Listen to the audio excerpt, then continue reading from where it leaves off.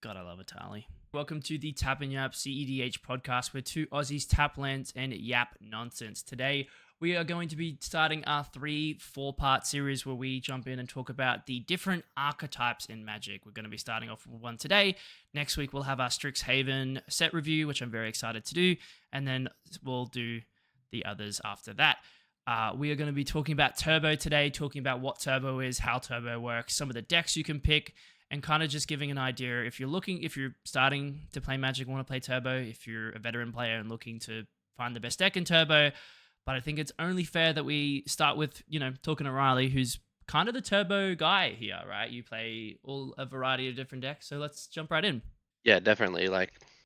Me, my main deck being Atali, probably one of the fastest decks in the format. And just also playing a bunch of different turbo decks, Dargo Rayhan. I put together Rog Krak that one time, and just play a lot of these weird, super fast, win the game as fast as possible decks. What is Turbo? I think that's probably like the best question, right? What is Turbo? Why do we want to play Turbo? What's the mindset when we play Turbo? Because for me personally, and I could be wrong. Again, I've only really played Dargo and Rogsai, so realistically, haven't had as much experience. Basically, played like the two more popular Turbo decks. Where like in my mind, when I play Rogsai, I'm looking for some type of value, either in mana advantage with like a Culling the Weak or something like that to get out an early Ad Nauseam or a Necropotent, or being like a little bit more safer and doing a very early Mystic Remora or Rhystic Study. Those decks play so many powerful cards that giving them a couple kind of just sets them up to kind of run away with the game. And then same for like Tim Nadago, more of a mid-range turbo deck, kind of accumulating value. I watched like one of the recent play to win videos and watching Tyler like make 4 or 5 gold and then just sit on that gold and kind of go, okay, time to basically win now. I Yeah. have all this mana and all this value and kind of just run away with the game. So yeah, give us kind of a breakdown. Yeah, definitely. So I think just the main goal of Turbo, win the game and just out value people as fast as possible in the game. On the Rog side list, you want to get this pretty much like a massive value engine, so like a Necro and Adnors as fast as possible to, instead of sit on a Rhystic Study and draw 15 cards over 5 turns, you're going to draw 15 cards this turn and try and win the game. And it just kind of slips into that point of you're just winning before anyone else is really set up enough to deal with you. Just like they're cool, especially they might have that one counter spell that they have, the one free counter spell, and you have that one piece of protection. Cool, you win the game. Why I play it, I just enjoy going super fast. I'm not trying to see turn 4, turn 5, and try and win a stack battle versus a mono blue player. I'm just trying to jam as many types of wins I can just on turn 2, turn 3. Kind of what the decks are all about.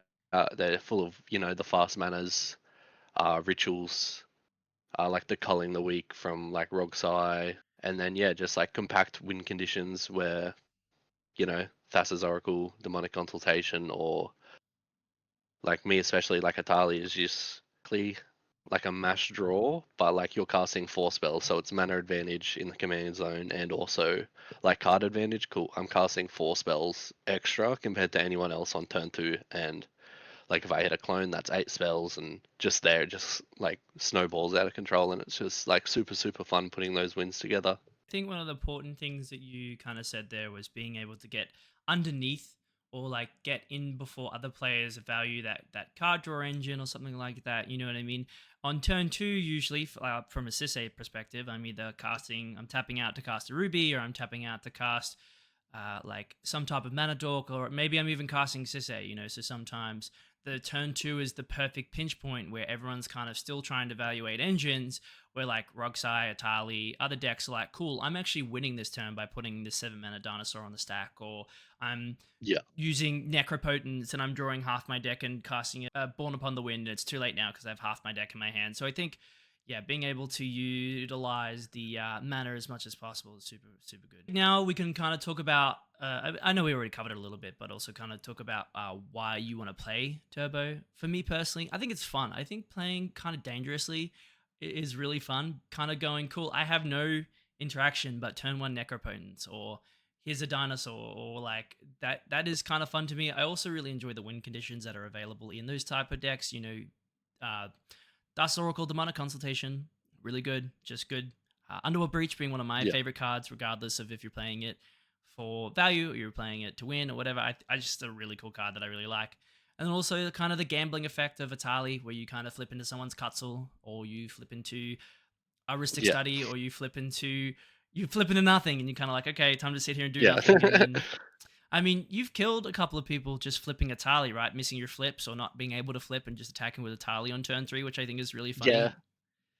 yeah, Um, like I'll just like flip just like a yeah, just like a ridiculous amount of mana. I was like, cool. I'm just gonna play removal and like no one really has an answer for 11 trample infect damage on turn 3 like a lot of the time. Or like if they do, they're just like completely out of the game because they had to block with their dork and also their commander or they would have lost the game. I mean, watching Yeah. you go from cool, I have nothing to playing a Hellkite Courser on turn two or even turn one sometimes and kind of putting some silly win together an hour and a half later after we've flipped half our library. Um, Yeah.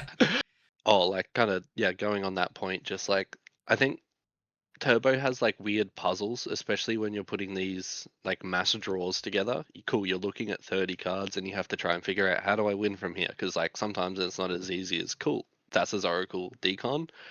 It's like I have to tutor, I have to sack Rugrak, put it in the bin, cast Underworld Breach, escape the tutor again, putting like Rugrak into exile, like paying for the escape costs and stuff like that. And like same for Italy, like I'll flip these random cards that I've never seen before because I'm playing against some fringe cEDH deck that I've never seen. I go, what does this card do? Like I'm sure it does something, but how does it like help me win the game here? It's also like super fun to play like unique decks. I mean, I've never played a turbo deck before, so I printed off Tim Nadago. Really, like I've played Rogsai here and there just because like that was the fun thing to do, right? But like really, when Yeah. I printed off Tim Nadago because I thought it was cool. I thought it was super unique in the way that it was winning the game. So I printed that off and I went to my local game store and I put several wins on the stack and got blown out. Yeah, I couldn't do anything the rest of the game, but did I have fun? Casting Dargo on turn two and then sacrificing Dargo to sacrifice to put a Beseech the Mirror on the stack where I would have won the game. Yeah, it was super fun. Or like Yeah. one game we played, I had a turn one Grand Abolisher, turn two win, and then I got bounce countered. The silence got countered. I tried everything and still everyone just had everything. So then I sat there and I was like, oh cool, all right, yeah. Anyway, draw pass for the next three turns. It was great. Um, so I think that's also like the negative downside to playing Turbo. I know that I do it a lot of the time whenever I do see a Rogsai pilot sit down, and especially like at our locals or like at local tournaments, especially. I'll know names now that you and I have gone to so many. We kind of go, cool. We know that you're a really talented Rogsai pilot. I'm not gonna let you just kind of sneak in here and win the Yeah. game per se. I mean, there's a lot more politics in my opinion when it comes to playing against turbo decks, and also like Yeah. understanding that if you are playing a turbo deck, you have to know that you need to be mindful that you're probably going to be targeted and blown out very quickly, or just win one of the two, right? Yeah. Like, Yeah, it's weird. Like I don't know, it's like I feel like Atali's like weird a little bit different. Like everyone just sits down from the table against Atali and goes, "Oh my god, that's the scariest deck in the format," which is like I get it, but also like stop, it's not that good. The deck's bad.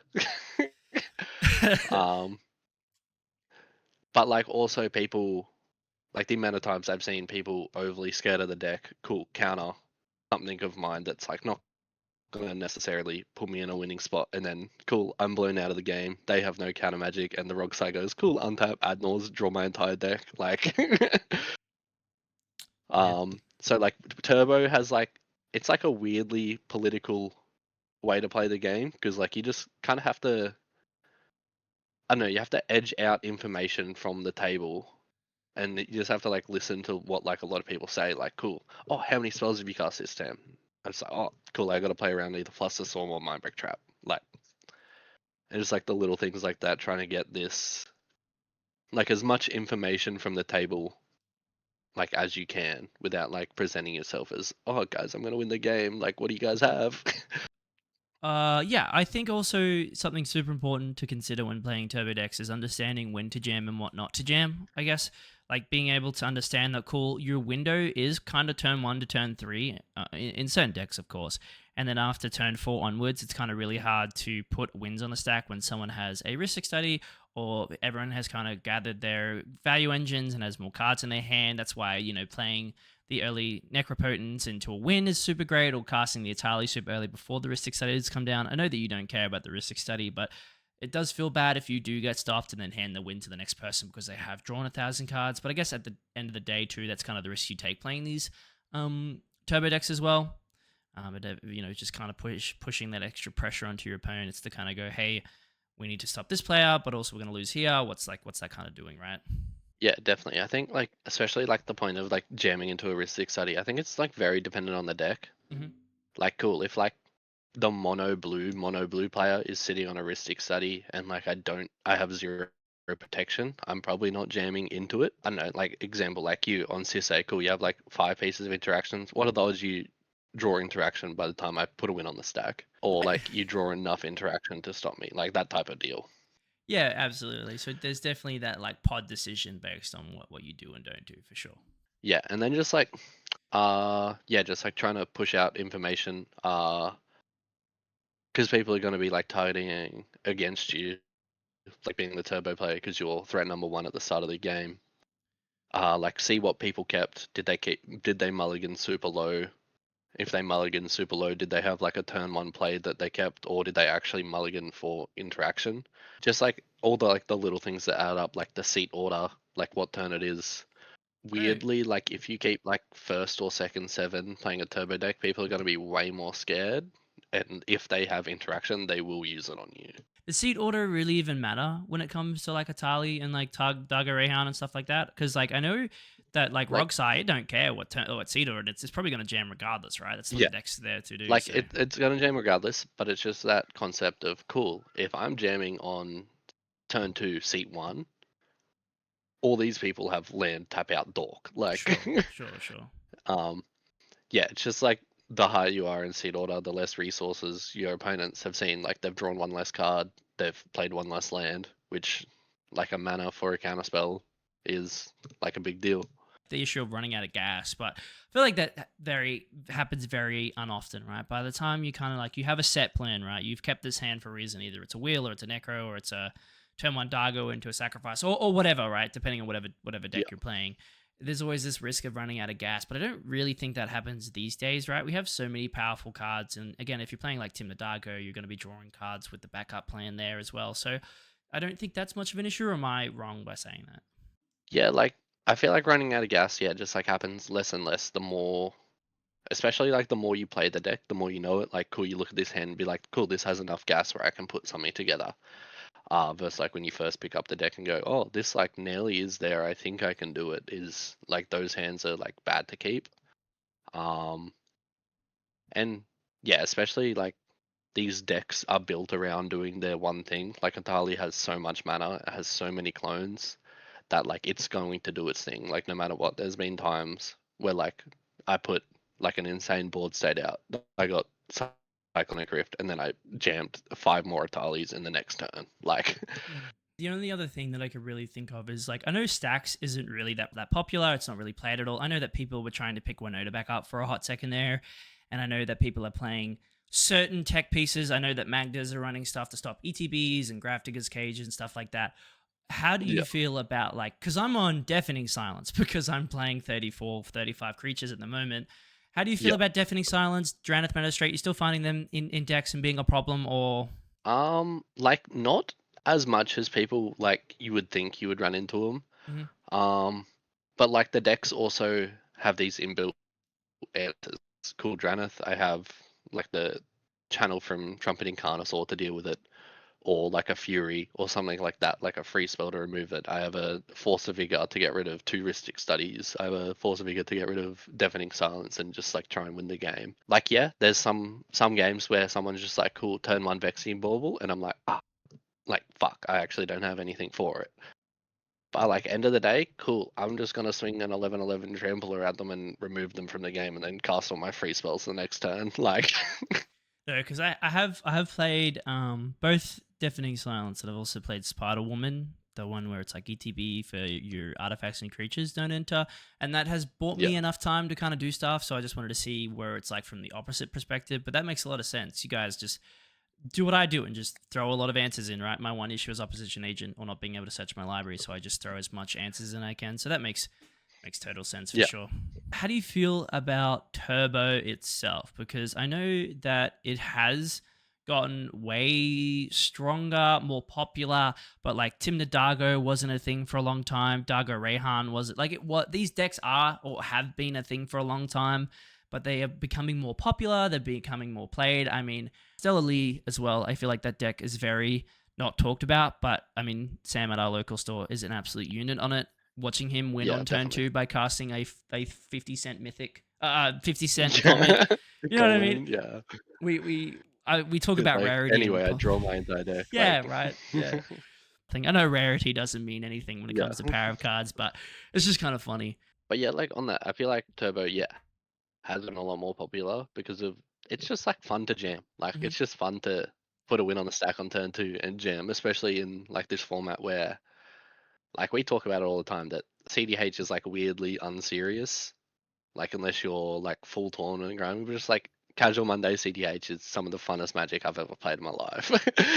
And like they keep getting like little pieces that like make the decks better and better. Like Hexing Squelcher, like really, really good card, and like this Timna Dargo, cool. They're trying to win the game on like 3 and 4. Hmm. It's they have the turn where they can cast the Hexing Squelcher before going off, and now their entire win's protected in on top of their silence. Like, On that note, right? We don't CDH players. We don't, from my understanding, Wizards doesn't really care about printing cards, particularly for cEDH. They do print powerful cards. I mean, Hexus Welcher, perfect example, right? You never need that card in casual. You know what I mean? There's never a world where you yeah, want that card in casual. But when we do get a card like this, you kind of understand that these cards are incredibly powerful. I mean, back in Tarkir Dragonstorm, right? I know that's a long time ago, I guess, in regards to sets. But I mean, Nature's Rhythm, Voice of Victory, two cards that were just insta insta inserts to any deck, right? You're playing yeah, green, you probably want Nature's Rhythm. If you're playing like some type of white strategy, instantly, I mean, that thing makes creatures that you draw cards with Timna. It's a silence effect. Absolutely bonkers, right? yeah, I mean, I don't know, Mysterized Village hasn't seen much play, but I know when that card first got released or shown, it was like, oh my gosh, best deck. Oh my god, is Roguestar going to play yeah, this? Because now you have a 7 mana uncountable ad nauseum or whatever. But yeah, you're exactly right. When we do get a piece of magic that is for cEDH or a magic card for cEDH, whatever, it is, yeah, game changing. It's really cool. yeah. And then like also on like the popularity of like Turbo, Hmm.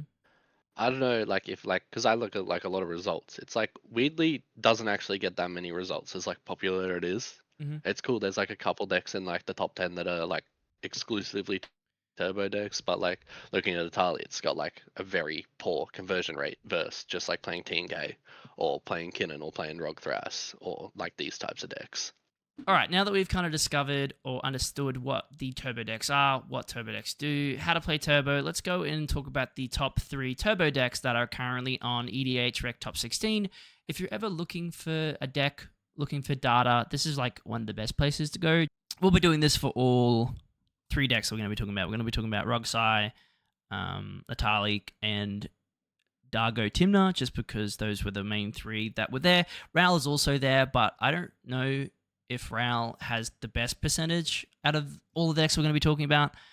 Yeah. We might talk about Ral depending on how much time we have. First deck. This is the top winning deck here by win percentage. I think this is like kind of just the best turbo deck in the format, in my opinion. It's the most consistent turbo deck in the format, kind of just being able to put Yeah. stuff together so quickly. Yeah, as you can see, 6 creatures. I every day I love Bergie even more. You know what I mean? This card is cooked. Being able to not only make mana whenever you cast a spell, but if you really need to, flip the darn thing, and now you have a card outlet when you add Nauseum for like 30. You kind of know how aggressive these decks play when you see a Rain of Filth, which is like super cool. The 5 biggest cards in a Rogside deck, if I'm mistaken, is probably Ad Nauseum, right? Probably one of the biggest ones. And then obviously Necropotence as well. Yeah, I feel like it's Adnor's Necro, Uh Underworld Breach, that's his Oracle. Like the like main ways to like their mash draw engines. So like we can start with like Admirals. I feel like this card is just like insane. Like it was definitely not built with the intention of having 40 life like when it was released. um but yeah, for those that don't know, it's 3 generic, 2 black. You reveal the top card of your library and put that card into your hand, and you lose life equal to the mana value. And you can repeat this process any number of times. So, game plan for this one is like land, Rograk, culling the weak Rograk, cast ad nauseum. Um, you can either do it on your main phase or on the end step before, depending on like what's your setup and what's currently in your hand. But I feel like yeah, it's you just absolutely jam this and you draw. I don't know the average of like how many cards you draw from an Adnors just because I don't play the deck. It's average. What does it say? The average mana value of your main deck is 1.46. You look at a lot, right? It also kind of get you Yeah, gotta get lucky. I mean, this deck is also running Commandeer, which is very scary, right? Like, let's say you're at like 8 life, you flip Commandeer, you like go down to 2, someone has Lightning Bolt or something, you just die, or like, so that's kind of yeah, like but now super. you can't tap your Talisman for mana, or you can't Demonic Tutor because you'll lose it to life and stuff like that. Yep. So like that's the risk of. I feel like a lot of people when they do it, they stop at around. I think it's like 6 to 8 hmm health, so they can tap their Ancient Tomb, they can tap their Talisman for mana, they can tutor and take the 2 damage and like not die to it.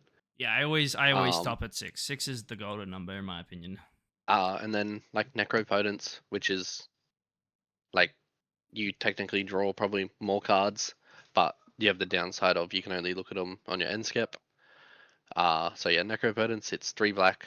You skip your draw step, and whenever you discard a card, exile that card from your graveyard, and then you can pay 1 life, you exile the top card of your library face down, and then you put that card into your hand at the beginning of your next end step. A lot of the play patterns with this card is you run it out turn 1, you pay anywhere from 5 to 10 health, uh, sculpt like a really, really good 7, and then on your next turn's end step, you go down to, you pay another 30 health, and you go down to 5 health, and you try and put a win together with Born Upon the Wind.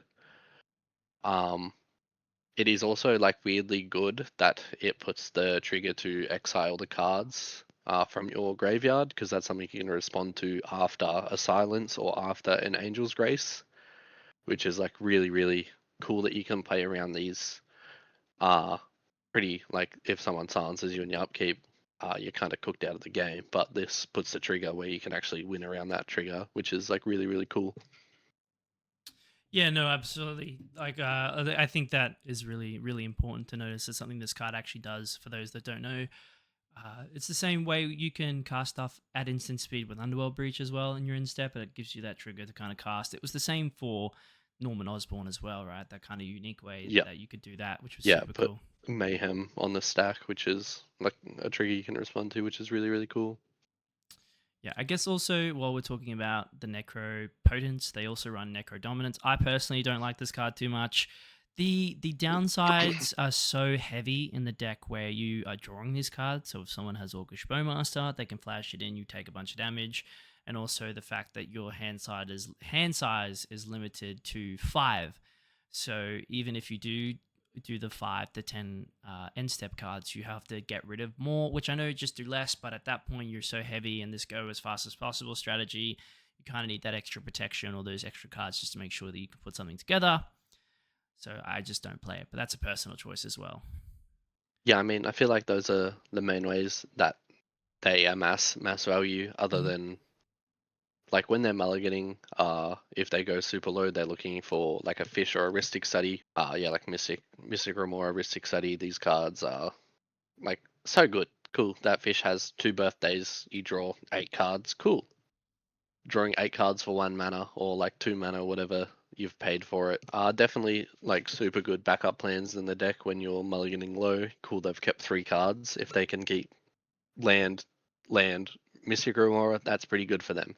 And like, you know, depends on what they draw. They can draw a wheel. They can draw just like enough mana to go for an Adnors. It's like super good to, especially like if you're playing against these decks, you do not want to feed like the Mystic Remora, especially when they mulligan low, because that just like keeps them out of the game. I mean, I couldn't agree anymore, right? The last thing you want to do is see the fastest deck in the format play a card draw engine. I mean, Ristic Study is just as bad, right? You have to pay the Yep. one. If you don't pay the one, you're basically just going to lose the game.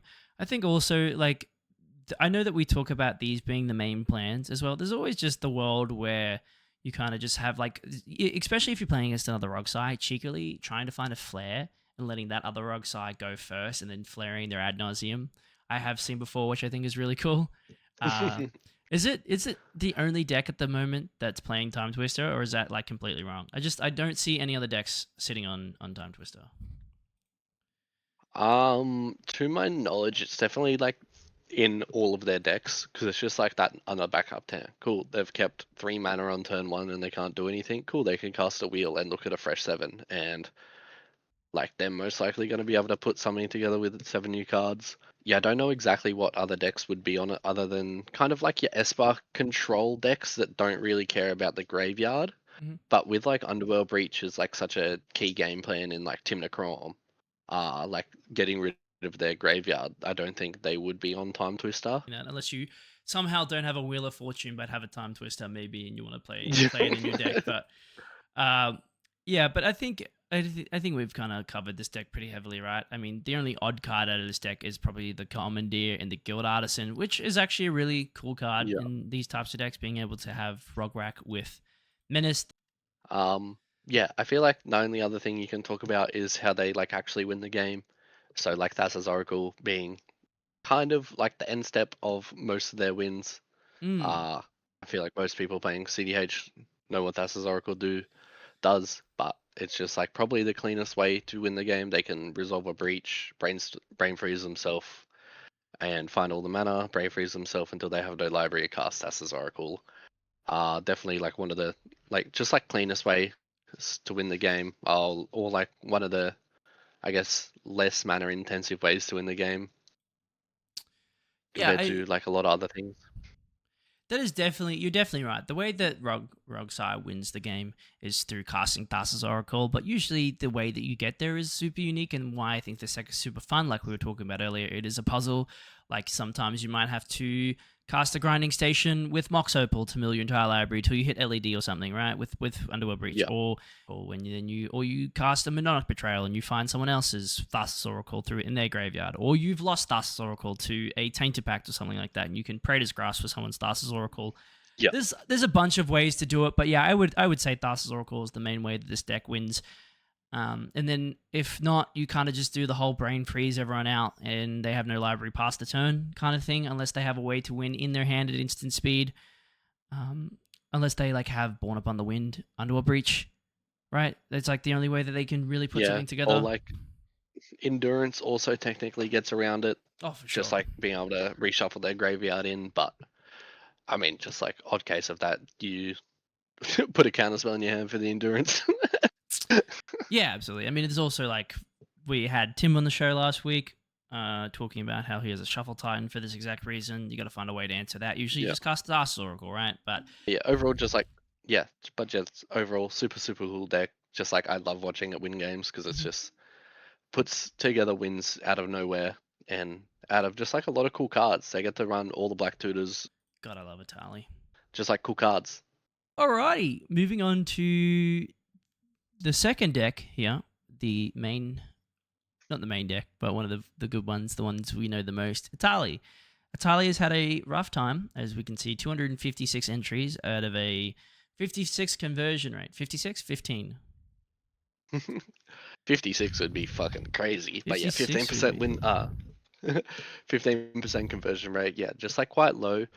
I just think because like the variance of the deck is super high, and it Mhm. also just like it's very easy to interact with the deck and just like blow it out, and it can't win a game because it got mind break trapped, and you sit there with one card in hand and hope you draw another ritual in the next 4 turns and it doesn't get countered. Like Yeah, for sure. Yeah. It also kind of has the one thing, or it lacks the one thing that we've kind of talked about as a backup plan here, which is drawing cards. It doesn't really have a way to draw yeah, cards as a backup plan. All right. So I thought it was only appropriate that we used your deck as an example because, like you said before, they're all a little bit different. But I feel like yours is really consistent at casting Atali turn one, turn two. And then also, you play a variant of the deck that I really enjoy, which is the no bad card. So you're kind of guaranteed to hit more value than some other decks. Not saying that those decks are bad, but just I like your deck a lot. So we're going to talk about it. Yeah. Yeah, just run it through us, man. I mean, I could talk about it, but I know that you're the expert of this particular deck. But yeah. I mean, yeah, just like the deck does its one thing really, really well. It makes 7 mana, it casts Atali, and like for those that don't know, Atali's 5 colorless, 2 red. It's a 7/7 trample dinosaur. That when Atali enters the battlefield, each player exiles cards from the top of their library until they exile a non-land card, Mhm. and I may cast any of those spells from among them from the non-land cards exiled this way without paying their mana costs, which is just like super good. You cast 4 cards from 4 cEDH decks, which are playing the best cards in the format. A lot of the time, you will find something of value. And it also, unlike Atali Primal Storm, it's on the ETB, so it's not an attack, so you don't have to wait around for it. And it also skips the lands, so like you're guaranteed to hit at least a spell, which is like super, super important and why like the deck actually works. And then also just like on the back, I know that I used to pretend like this backside didn't matter, but again, like we were talking about earlier, it is actually super relevant. The flipping of this card, it is a trample infect 11/11. So the trample infect bit basically means you got to block with a lot of creatures not to die, and then whenever a Tali deals combat damage to a player, they get that many poison counters. A player with 10 poison counters loses the game. So again, you got to block with 4 or 5 different creatures to make sure that you just don't die. Don't play a lot of high toughness creatures unless you're playing Plagon, I guess. But Yeah. so like yeah, you like you said, you're losing your commander, you're losing half your board. It's pretty problematic. My favorite card in this deck in particular is Hellkite Corsair. I mean, the amount of times you're like, oh no, I can only make 6 mana. Anyway, Hellkite Corsair. Yeah, uh, definitely. Uh, yeah, it just like it allows the Atali game plan for 1 mana less, which is like super, super good. The other like really cool thing about this card is it doesn't add to the command attacks. And it also puts it back in the command zone. So like best case scenario, you or like say you don't win the game on the Atali flips, it puts Atali into play, puts it back into exile, and the next turn, cool. I can either cast a clone spell on Hellkite Corsair, or I can just recast Atali if I don't have a clone spell and I have enough mana to do it. Uh yeah, weirdly funny, just like cloning Hellkite Corsair all the time. I see myself doing it a lot more than like I thought I would, because it's just like cool, Atali's in the command zone, cool, 3 mana make an Atali. Yeah, just like probably one of just like the best cards in the deck. Also, with Food Chain and Cloudstone Curio, you can tech by using Atali to bounce the Hellkite Corsair to your hand, sacking the Atali to Food Chain, and then recasting the Hellkite Corsair. Gladstone Curio, whenever a non-artifact permanent enters under your control, you may return another permanent you control that says like a permanent type. So Atali being a creature, Hellkite Corsair being a creature, it just makes infinite Atalis without like Squee with Food Chain, which is like I think I've only ever done it in one game, but like super super cool that that's just like a way to win the game. yeah, this deck is sick. I think it's cool. There's not a lot to go over because, like Riley said, it does the one thing, but does the one thing at the best level. Plays a bunch of cool, like fantastic, cool cards. It also just does the funny, right? Like all of a sudden you cast a 7 mana dinosaur and then you're casting everyone else's deck and killing them, which is cool. I think a very underrated card in this deck is the Hunting Velociraptor. I mean, this card was like $20 on release, and then the popularity of Atali's come out, and this card skyrocketed, which is absolutely crazy. I mean, Yeah, I that could be card just wrong, but keeps going up in price. Nah, I think when I got it, it was like 70 Australian. oh Like, boy, I mean, just like one card I want to touch on, just like yeah, being absolutely. probably like one of my favorite cards is Apex Devastator. Ever since I've added this card in the deck, uh, like it's a dumb card. You look at it, it's not playable in cEDH. It's 8 colorless, 2 green, so 10 mana. For a Chimera Hydra, that's a 10/10. But like the only thing that matters on this is Tem CMC and it says Cascade, Cascade, Cascade, Cascade. Uh, like the best thing about this is it slightly plays around Mindbreak Trap. So say you flip the 4 cards, one of them being Apex Devastator. You have the 4 Cascades, and they cast Resolve, cast Resolve. So no matter what, you will have 3 of the cascaded cards, and whether that be a clone from your deck, more mana from your deck, or like a Rionia. Because if you look at my list, everything except for 1 card that I'm on at the moment is under 10 CMC. So it can hit anything, and pretty much anything in my deck equals another Atali or like a piece to win the game. So like I'm super happy casting 4 spells from my deck. I think it's a great card. I think it's absolutely just ridiculous the fact that you're able to cheat this thing out and then cast 4 more spells. It's absolutely incredible. Something to also notice with something like Atali is that they're always printing red clone effects. Like, I mean, Kindle of the Inner Flame was something we got recently with Lorwyn, and then in MH3 Yep. or in Foundations even we got Electro Duplicate. So they're like, give it another 2 years, it'll be oops, all clone Atali cards. You know what I mean? Not exactly that, but Yeah. it's going in that direction, which is like good for Atali, right? Less chances not to flip into things, and you can just kind of remove stuff, and then it's an actual Ang deck, which is kind of funny. But yeah, it's something that I've noticed as well. They just kind of get to keep printing these red clone cards. Yeah.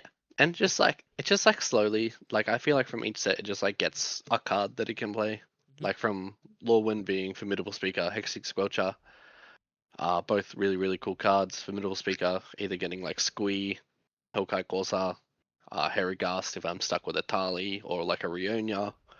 Guess Trees is ogre if you Um, need to as well. yeah, like it just like gets creatures, and all of my creatures I'm like happy to get.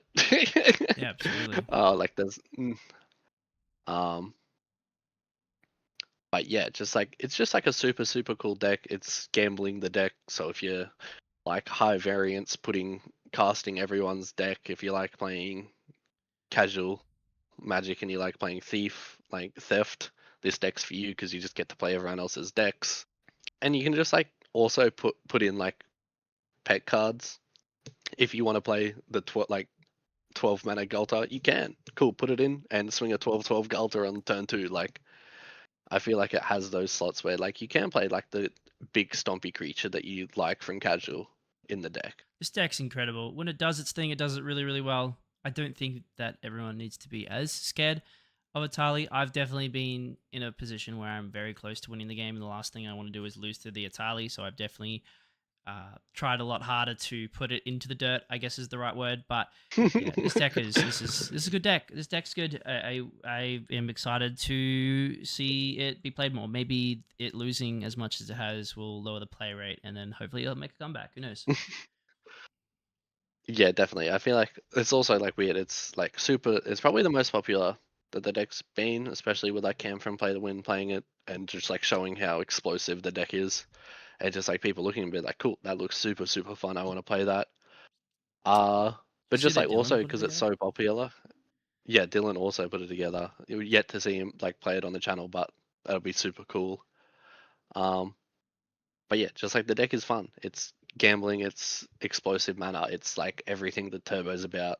And moving on to our final deck here, one that's not been as popular as of late, but something that is super powerful, super, super good is Dargo and Timna. As you can see here, 178 entries, 21 conversion rate, pretty good. I mean, I built the deck. I really enjoyed the deck, to be honest. I don't know if Turbo is exactly right for me, but realistically, it is a lot of fun. You get to do some pretty cool things. Dargo is an incredible combo piece. If you want to go check out our video about Dargo Rayhan, definitely recommend that. Some really cool lines and stuff like that. But also, you get to play a lot of fun stuff in this deck. I mean, as you can probably see, there's a Magda on screen, which is really, really cool. Dargo is a 7 mana pirate that costs 2 less whenever you sack a permanent. Which is your basically a combo outlet for most of these things. And then, of course, Timna, one of the best commanders in entire Magic at the beginning of your second post-combat main phase. If you pay X life, where X is the number of opponents that were dealt combat damage this turn, you draw X cards. So that's kind of where that draw engine comes from, where that sustainability comes from. It also plays some super fun, unique lines as well. You know, playing Rakdos the Muscle, which we covered in Dargo Rayhan. Pretty cool sack outlet that allows you to kind of exile everyone's library and cast their cards to win the game. You're also getting to play the Relentless Technomancer and Deadpool trading card line, which is really cool. getting to play the Jolly Balloon Man, which I know has a particular line that I'm kind of forgetting at the moment, which is kind of annoying, but it's really cool. Do you know the Jolly Balloon Man line by chance? I don't know it in this deck, but I have a feeling it's to do with Ruthless, Technomancer, and I Dargo. think so as well. It wouldn't surprise me, right? Like You that would be my guess for it, and then yeah, it would be Jolly Balloon Man makes a Reckless Technomancer. Reckless Technomancer sacks Dargo. You recast the Dargo, sacrificing Jolly Balloon Man. Reckless Technomancer Oh, bring back of course, Jolly yeah. Balloon Man. Makes a That's Reckless exactly what it is. Technomancer. Like I think the cool thing about this deck is it's not like pure turbo. It's like it is a super fast deck, and Mardu being probably I'd say like the second fastest like Yeah. color pile other than like Grixis. Um, or like probably the one of the most explosive. Uh, but this is like a turbo mid-range deck where you can play these Esper Sentinel effects and just like value the table. You can play Esper Sentinel. You have white, so you have voice. You have like Lotho. You have Grand Abolisher. These silence effects, which are just like super strong. Like especially being on like Cavern of Soul, like if they're on Cavern of Souls, you can name human. Cool, you have an uncounterable Timna, and you also have an uncounterable Grand Abolisher. Good luck interacting for the win that turn. But yeah, just being in Mardu, you get like access to just like a lot of good cards. Smothering Tithe being just like absolutely insane in Oh, Dargo. this deck's not on Smothering Well, Tithe, that but that list not being on Smothering Tithe, I but don't know like why, but it should a be for lot of sure. these lists are. But like obviously this guy's super talented if he won like a 180 person tournament at Breach the Bay, so like he obviously has his reasons for not being on Smothering Tithe. Maybe he just thinks like the 4 CMC is too much in the deck, and he would rather just do other things. Yeah, I think this deck is super unique, right? I mean, my favorite line was casting a Dargo and on turn 2, and then using either Sacrifice or the other one, Burnt Offering, and then casting either Peer into the Abyss or doing a Bolas Citadel, which they're both there. Those two cards, Bolas Yep. Citadel is such a fun, amazing card. Um, It also has like the Altar of Dementia loops, which is super cool. It's playing. It is not playing Relic of Legends, which I can't. Oh, it is playing Yes, Relic it of is. Legends. Sorry, right there, right there. It's playing Relic of Legends and Bergie. So same type of thing as Dargo Rehan, where you can tap the Dargo, sack the Dargo, cast the Dargo over and over again, milling out your opponents, which is super cool. It's also playing Altar of the Wretched, which was one of my favorite cards in that deck. You basically draw 7, discard 7, and I mean, you're on Savine's Reclamation and all that type of stuff, so you're able to kind of put a win together super easily. It plays all the fun extra turn spells, which is like super fun just to kind of put something together and then cast a Final Fortune or a Warrior's Oath and then win on the next turn. It's also doing the Goblin Welder and Goblin Engineer like set up so you can put like Relic of Legends in your graveyard, then bring it back by sacrificing something, which will put your count to Dargo. But yeah, it plays like a lot of the like Dargo cards. So like, if you go up to like Shambling Ghast, something that when it dies it makes a treasure. Same with like Greedy Freebooter, just like the same thing. It's something that just like you sack to Dargo, you make a treasure, and then you can like win the game from there. It also runs like the cool cards. I think it's like the Thopter that's next to that. The Yeah, Hope Hope. yeah. Yeah, just like a super cool card. Cool. There's one blue player at the pod. You swing it at that. You deal 1 damage to the blue player. You sacrifice this. You feed Dargo, and you also silence the like blue player, so they can no longer like interact with you for the rest of the turn. Which is like, I think like a super cool card to be able to play. Yeah, no, couldn't agree more. Couldn't agree more. Very powerful.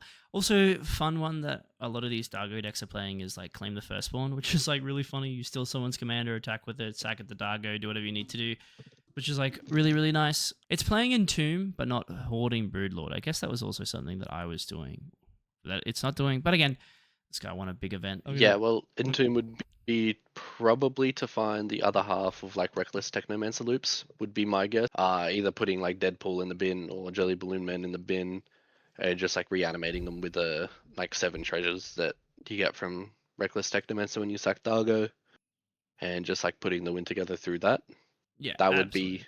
my guess in like why it's in the deck without a reanimate is because like you just have to reanimate on the body, and it's already like the combo is there. That's what it And is. also for like Goblin Welder, you can entomb Bolus's Citadel and put Bolus's Citadel into play by sacking an artifact. Yeah, right. Is that yeah, because this is a 1 red tap. Choose target artifact a player controls and target artifact card in that player's graveyard. Both swap them. Yeah, so I guess that's with engineer you put it in the graveyard, and then with welder you put it onto the battlefield. Yeah. That's really cool. It's a 3 mana.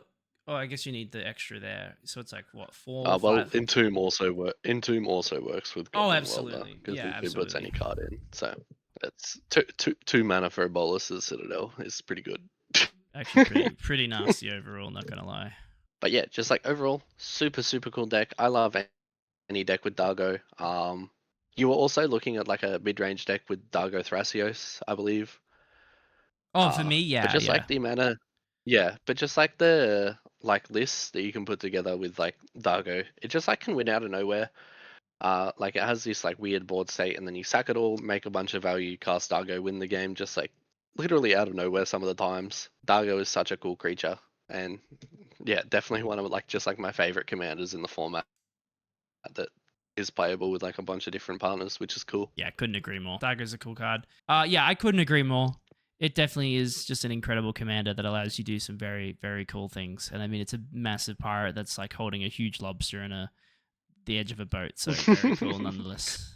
Yeah, I mean, coming in hopefully next week we'll have the full set of Strix released, right? And we can do a review of that and just like go over the like cool cards and just like especially like reviewing cards in consideration for like the decks we play. Cool, is there any CISA cards that have like like you know stood out to you in the like release, or any Atali cards where I'm thinking like, cool, I can play this card. Yeah, absolutely. I think that it's going to be really cool. It's our first um, set review on the channel. I know that you and I, in the previous set reviews, have kind of sent each other cards that we think are super busted, not only in our decks, but also just throughout the format. So it'd be super Yeah, cool to kind of sit down and be able to discuss why we think these cards are good. Definitely keeping an eye out for any new CISO cards. Usually there's always one that we always consider through each set, and I'm assuming the same would be for Atali. So definitely keep an eye out for that yeah, next week, probably the same time as always. We're kind of just waiting for pre-release to come a little bit closer, because I know that they have been slow rolling a lot of the cards as of late. Like I know that today we got a bunch of Mystical Archive reprints, which look super sick. So yeah. just kind of waiting for that. So was there any other final thoughts or any other turbo related things we wanted to discuss? Or Nah, not really. All that, just like Turbo's fun. You should play it. If you haven't played it, play it.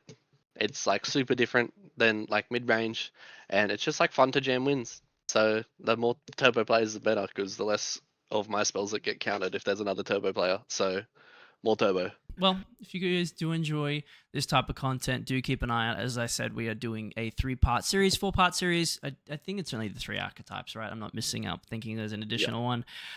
It will be mid-range and then stacks. Let us know if you want to see one or the other first. But if you do enjoy, please leave a like and a comment down below saying you like the video. We'll see you on the next one.